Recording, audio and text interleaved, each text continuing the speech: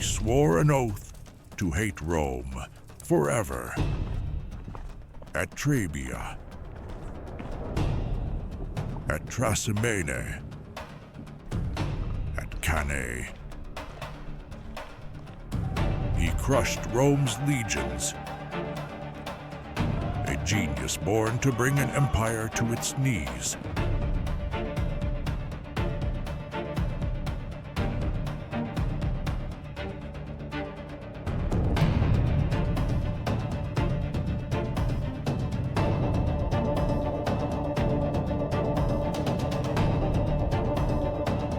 Hannibal.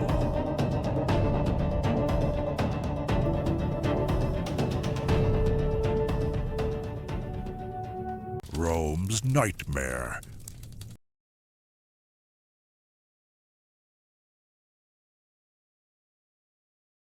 Consuls rushed to assemble legions, confident in the Republic's manpower and discipline. But discipline alone could not match genius. At the Battle of the Trebia River, December 218 BC, Hannibal lured the Romans into a trap. His cavalry harassed their lines, his infantry held them in place, and from the icy waters emerged an ambush force hidden since dawn. The Roman legions were cut to pieces. Thousands froze or drowned in the river as Hannibal's soldiers pressed the attack. The following year, at Lake Trasimene, 217 BC, Hannibal orchestrated one of the largest ambushes in history. He drew the Roman consul, Gaius Flaminius, into a narrow valley shrouded in morning fog. Suddenly, horns blared. From the hills on both sides, Carthaginian troops poured down, sealing the valley shut. The Romans had no chance to form ranks, no room to maneuver. It was slaughter. Nearly 30,000 Romans were killed or captured in a single morning. Panic swept through Rome. Never before had the Republic faced such a foe. The Senate appointed a dictator, Quintus Fabius Maximus, whose cautious tactics earned him the title Cunctator, the delayer. But the damage was done. Hannibal had shown the world that Rome was not invincible. The Alps had not broken him. The legions had not stopped him. With every victory, Hannibal's shadow grew larger, looming over the Republic like a storm on the horizon. And yet, this was only the beginning. Do you think Hannibal's decision to march through the Alps was genius or madness? If you were a Roman citizen at the time, how would you have felt hearing that an enemy army had not only crossed the Alps, but was annihilating Roman legions inside Italy itself? By 216 BC, Rome was desperate. Two crushing defeats at Trebia and Trasimene had shaken the Republic to its core. Panic rippled through the streets. Whispers of Hannibal's invincibility spread like wildfire. But Rome was not ready to surrender. Instead, it gathered its strength for one decisive blow. That summer, the Senate mustered the largest army in its history. Nearly 80,000 infantry and 6,000 cavalry, commanded by the consuls Lucius Aemilius Paulus and Gaius Terentius Varro. Their goal was simple: overwhelm Hannibal by sheer numbers, crush his army in open battle, and end the nightmare. Hannibal, however, saw not danger but opportunity. He had crossed the Alps with a vision to bring Rome to its knees, and now, on the plains of Cannae in southern Italy, he would attempt the masterpiece of his career. The morning of August 2nd was heavy with dust and heat. The Roman legions, arrayed in dense, massive blocks, looked like an unstoppable wall of iron. Opposite them stood Hannibal's smaller, thinner line, 40,000 infantry and 10,000 cavalry, weary from years of marching and fighting. To the casual eye, it seemed Rome held every advantage. But Hannibal had set a trap. He placed his weakest troops, the Gauls and Iberians, in the center, ordering them to form a shallow crescent that curved toward the Romans. His African veterans, disciplined killers forged in endless campaigns, waited on the flanks. His cavalry, swift and deadly, positioned themselves at the wings. The battle began with the thunder of hooves. Hannibal's cavalry on the left, led by Hasdrubal, smashed into the Roman horsemen. Chaos erupted as the Romans broke and fled, leaving their infantry exposed. In the center, the Gauls and Iberians slowly gave way under the pressure of Rome's massive infantry blocks. Step by step, they retreated, bending backward into a bow-shaped curve. The Romans pressed harder, believing victory was within reach. But in doing so, they fell deeper into Hannibal's design. At that moment, the trap closed.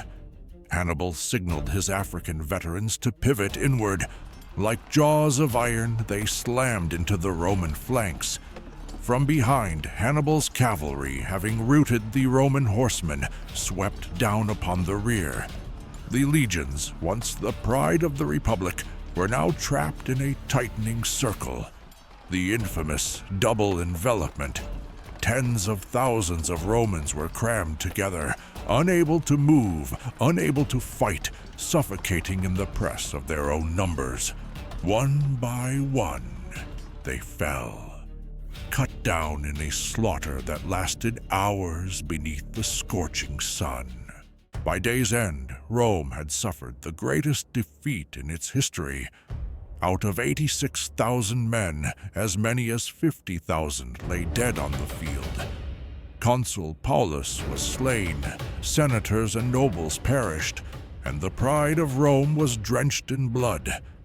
Cannae was not just a battle, it was annihilation. Hannibal had achieved what no commander before him had done. He had destroyed the largest army Rome had ever assembled.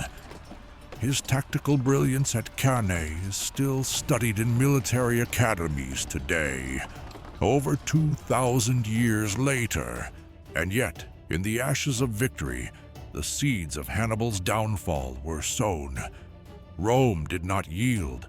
The Republic, battered and bloodied, refused to negotiate. Instead, it called upon its seemingly endless manpower. While allies wavered, the core of Rome's strength, its stubborn refusal to accept defeat, held firm. Hannibal's soldiers celebrated on the field of Cannae, but their general stood silent. He had struck Rome a mortal blow, yet the city still lived. He had won the greatest tactical victory in ancient history, but strategically, he found himself no closer to conquering Rome itself. Carthage, reluctant and cautious, withheld reinforcements. Hannibal, for all his genius, would fight on foreign soil, cut off from the resources he needed most. Thus, Cannae marked both the height of Hannibal's glory and the beginning of his tragedy. He had reached the summit of his genius, but from that peak there was only the long descent toward fate. If you were in Hannibal's place after Cannae, would you have marched directly on Rome, or waited for reinforcements? Do you think Rome survived because of its resilience, or because Carthage failed to support Hannibal at his moment of triumph? After Cannae, Italy trembled. Cities and allies that had long stood with Rome now defected to Hannibal's side, believing the Republic's days were numbered. Southern Italy wavered, Capua declared for Carthage, and even distant kingdoms watched to see if the eternal city would finally collapse. Yet in the heart of Rome, despair did not take root. The Senate, even after losing so many of its own members on the battlefield, refused to negotiate. No messengers were sent to Hannibal, no pleas for peace. Instead, Rome swore an oath of its own, to fight until the last breath. And so, Hannibal lingered in Italy. His army, exhausted yet unbeaten, roamed across the peninsula for over a decade. He fought countless skirmishes, won smaller victories, and maintained his presence like a storm cloud over Rome's future. But he could never deliver the final strike. The walls of Rome itself stood unassailed. Why? Because Hannibal fought alone. Carthage, divided by politics and cautious of risking too much, failed to send the reinforcements and supplies that could have turned victory into conquest. Hannibal's genius on the battlefield could not replace the lack of resources, men, and siege equipment he so desperately needed. The Lion of Carthage was left stranded in enemy territory, his brilliance slowly eroded by time and attrition. Meanwhile, Rome adapted. It studied Hannibal's tactics, learning from defeat. It refused to meet him in open battle again, adopting a strategy of attrition, shadowing him, and cutting off his support. Rome turned its gaze to Spain, attacking Carthaginian holdings abroad to choke off Hannibal's lifeline.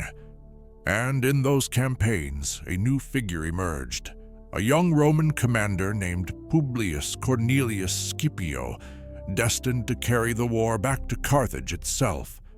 His rise would one day bring him face to face with Hannibal, creating one of history's greatest rivalries. Thus, the first chapter of this saga ends not with Hannibal's triumph, but with his unfinished struggle. He had brought Rome to the brink of annihilation, yet the Republic endured. His legacy would forever haunt the Romans, shaping their military doctrine for centuries. But destiny was not finished with Hannibal Barca. The clash of empires was far from over, and a greater test awaited him. A rival equal in genius, forged in the fire of Rome's survival. Hannibal had made Rome tremble, but fate would soon challenge him with a commander who matched his brilliance. The story continues in Part 2. If Carthage had fully supported Hannibal after Cannae, do you think Rome could have been destroyed forever? Which do you admire more? Hannibal's genius in battle, or Rome's resilience in refusing to surrender? Don't forget to like, share, and subscribe to follow Part 2, where Hannibal meets his greatest adversary, Scipio Africanus.